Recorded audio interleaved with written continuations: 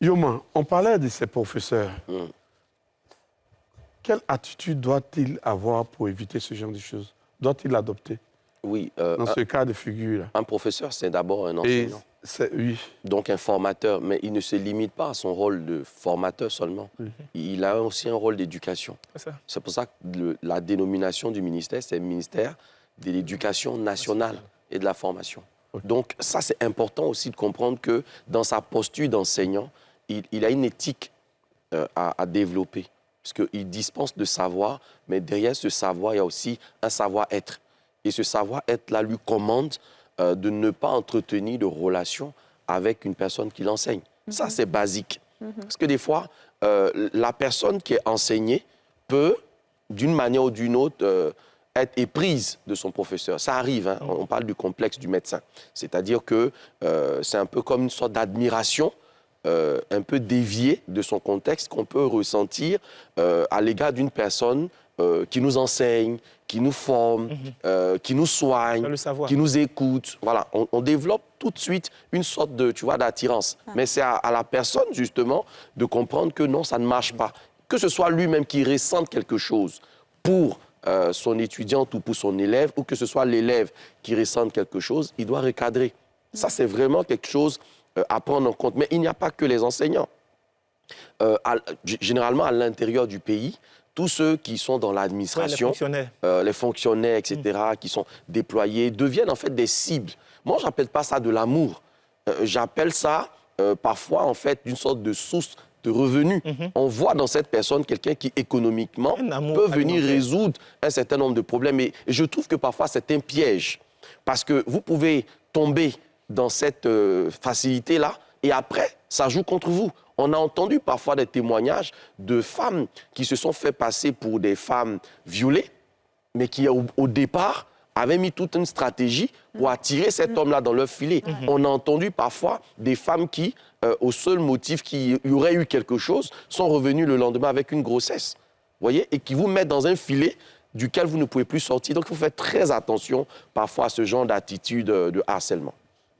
Crépin, quel est ton regard sur ce fait socialement? Socialement, déjà, comme Yoman le disait, il faut que les hommes prennent conscience que c'est un véritable fléau dans cette société. Donc, il ne faut pas en rire de ça. Il ne faut pas en édulcorer, je vais dire, la nocivité d'un tel acte. Parce que de la même manière que soit en Europe ou dans d'autres endroits, si tu arrêtes une femme même dans la rue, c'est pourquoi les hommes ont peur de draguer aujourd'hui, parce que tu l'arrêtes, elle trouve qu'elle est pressée, elle n'a pas le temps, tu peux être tout de suite accusé de harcèlement. Donc il faut qu'on ait aussi parfois le courage de parler de ça, de trouver aussi des oreilles qui sont attentives. Parce que quand il n'y a pas de comité ou bien de défense des droits des hommes dans ce sens, ça devient problématique. Et il faut aussi que ceux qui accueillent les plaintes ne rient pas ou bien ne s'amusent pas avec. Parce qu'il y a des endroits de loi, le commissariat et autres, ou bien en justice, qui vont te dire « il faut laisser tomber ça, c'est des choses qui arrivent ». Pourtant, c'est grave. Donc, il faut que les hommes aussi se disent qu'il ne faut pas vouloir entretenir... Parce que ça flatte l'ego de voir une femme qui t'apprécie, tout ça, mais ça peut se retourner contre toi du jour au lendemain. Donc, si jamais ça ne t'arrange pas, crée déjà ton paramètre de sécurité, dis la vérité à la femme de façon très claire. De la même manière qu'une femme te dit « il faut laisser tomber, ça ne m'intéresse pas », toi aussi, aie le courage de dire, même si elle va mal prendre, sois clair dès le départ. C'est souvent le fait d'être en deux eaux qui font que la personne ne perçoit pas bien le message. Tout à fait. On a vu l'histoire de Oumar. S'il avait été clair dès le départ, on n'allait pas arriver à ces proportions. Mais on ne sait pas si tu veux ou bien tu ne veux pas. Pourtant, la femme, la méthode de drague de la femme, c'est qu'elle est là. Une femme, en tout cas, quand elle est là, il faut comprendre qu'elle veut quelque chose. C'est qu'elle ne veut pas, elle va te montrer par tous les moyens qu'elle ne veut même pas te sentir. Aucune invitation n'est acceptée. Voilà, elle ne vient pas du tout aux invitations. Monsieur Jimmy Koy, oui. Leur profil. Le profil de ces dames-là qui mettent les hommes dans ce genre de situation-là, la plupart du temps, quel est leur profil? Moi, je dirais qu'il y en a de plusieurs ordres. Hein. Il y en a de plus jeunes, il y en a de moins jeunes. Voilà. Il y en a qui socialement, je veux dire, ne sont pas forcément des nantis. Et puis, il y en a qui ont les moyens. Voilà, donc il y a de tout. Pour les expériences que j'ai eu du mal à citer tout à l'heure, que je rappelle encore. Oui, il y en avait de... Quel est le profil qui est répété? C'est ce que je dis. Il y en a, moi, me concernant, Oui. il y en a de tout. Il y a des plus jeunes, il y a des moins jeunes. Et je vous disais même tout à l'heure, mais comme ce n'est pas le sujet du jour, mais il y a des hommes. Voilà. Déjà, pour avoir participé au groupe de danse, parce que j'ai dansé quand j'étais au collège, je dansais, je jouais au football. Et puis, mais les hommes, les femmes, il y en a, tous les profils en tout cas. Voilà. Maintenant, pour revenir un peu à ce que Crépin disait tout à l'heure, la frontière est tellement mince qu'on est obligé, avant de parler, avant de crier au loup, d'observer. Il faut qu'on observe, sinon on va aller vite en besogne. Parce que mine de rien, en tant qu'être humain, pour que tu sois intéressé par quelque chose, il faut qu'on t'ait proposé cela. Donc, la femme va venir te proposer son projet de relation. Je voudrais bien, même si elle ne le dit pas verbalement, mais elle va te le montrer à travers les gestes, tout comme un homme le ferait vis-à-vis d'une femme. Mais si tout de suite, parce qu'une femme s'est rapprochée de toi pour te faire remarquer que tu l'intéresses, tu dis « Ah, on me harcèle », tu seras ridicule. Voilà. Ouais. C'est pour cela, encore une fois, je vais terminer par là. Pour moi, le harcèlement se situe vraiment à une échelle. Il faut de l'assiduité.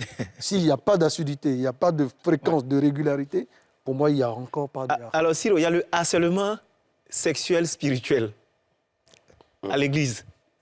Ah là là. Non, mais Non, je le dis. ça fatigue. Ça, je vais venir dessus. Ça, vraiment, ça c'est fatigue fort. aussi. Ça, c'est tellement, Très, très fort. c'est tellement fort qu'on va revenir dessus. Oui.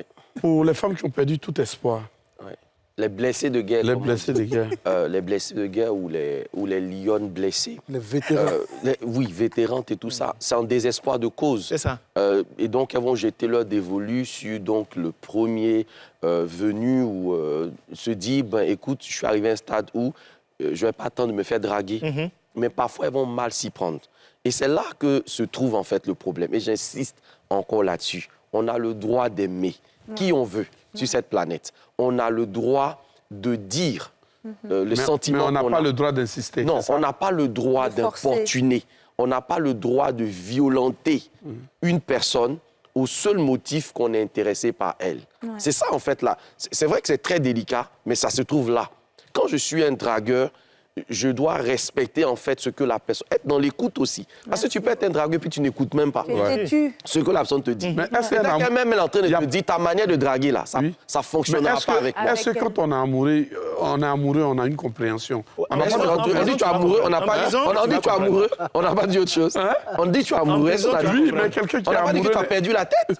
On n'a pas dit tu es fou. Zéro. On dit Ah, tu es il y a une on n'a pas différence. dit tu es fou. Il y a une On dit tu es différence. amoureux. Oui. On est d'accord, non? Est-ce que quelqu'un qui est amoureux comprend? Mais bien sûr. Bien sûr Il qu'il comprend comprend. que son amour. Non, Ah, tu vois, donc ça, c'est un acte égocentré. Si c'est que ton amour que tu rejettes, tu n'es même pas un bon candidat. Voilà. Ça veut dire que c'est toi, ta volonté, en fait, que tu veux voir s'accomplir. C'est Et un à ce seul moment-là, sens. si cette personne accepte d'aller avec toi, tu ne l'écouteras plus. Donc, il faut qu'on comprenne cette limite-là. Tu vois, Mr. Koy, Oui. dès lors que tu approches une personne et que tu veux de cette personne, c'est normal. D'accord. Dès lors que tu dis à la personne que tu veux d'elle, c'est normal. Mais à partir du moment où la personne te dit non, par exemple, la manière de faire ne me convient pas ou je ne veux pas accepter l'invitation et que je vais déposer des bouquets de fleurs, je vais faire On dit appeler faut la insister. personne, je vais... Tu vois, là, on est en plein harcèlement. Plein. Même si ça se fait dans la même journée. D'accord. Tu vois ce que je veux dire? Même si c'est dans la même journée. Mais dans la même journée, mais il y a plusieurs actes, Par plusieurs exemple, actions. par Oui, exemple. Hein? Tu comme vois, vous avez ça dit, peut être même, ça plusieurs peut être même dans la persistances. même heure. Mais je veux qu'on comprenne que Oui. c'est par rapport au fait d'insister D'insister, effectivement. en C'est ça. posant des actes qui gênent considérablement la personne. Ça, Et c'est parfois, la- la personne n'a pas, tu vois, n'a pas les mots pour exprimer. Coach, j'ai été témoin d'un fait, Oui. avec ta permission. Quand j'étais plus jeune, en vacances au village, j'ai mon oncle qui recevait les visites d'une jeune fille du village aussi. OK. En tout cas, à ma connaissance, à cette époque, elle ne lui avait pas dit « tu me plais ». Oui. Parce que de toute façon, moi, à mon temps, quand j'étais plus jeune, imaginez que les adolescents ou les jeunes gens de cette époque, les femmes n'avaient pas cette facilité de draguer. Tout à fait. Donc, elle ne lui a pas dit « tu me plais ». Mais les matins, elle vient, elle s'en va puiser l'eau pour la grand-mère. Elle remplit ses bassines. Pression sur lui. Elle prend ses habits pendant qu'il est encore couché. Il jouait au football, donc elle prend ses habits. Elle lave. Elle va laver au marigot. Elle fait la cuisine. elle vient lui donner un plat, elle fait ci, elle fait ça. Souvent, elle va même au champ avec la grand-mère, elle casse du fagot pour venir fournir la grand-mère en fagot. Mais est-ce que ça, c'est un harcèlement? Oui, c'est de la drague, non. C'est de la drague? Juste. Oui. Parce que Ça, il a... Mr. Koy, Elle le harcèle comment? ton oncle n'a pas réagi négativement. Oui, il n'a pas réagi négativement, mais en même temps, oui. Pendant qu'elle est en train de faire tout ça, lui, il est ailleurs. Oui, mais il dit rien. Mais il a dit quoi? Il ne dit rien. Il ne dit pas ça le dérange. Attendez, elle-même, elle a Il ne dit dit quoi? pas ça le dérange.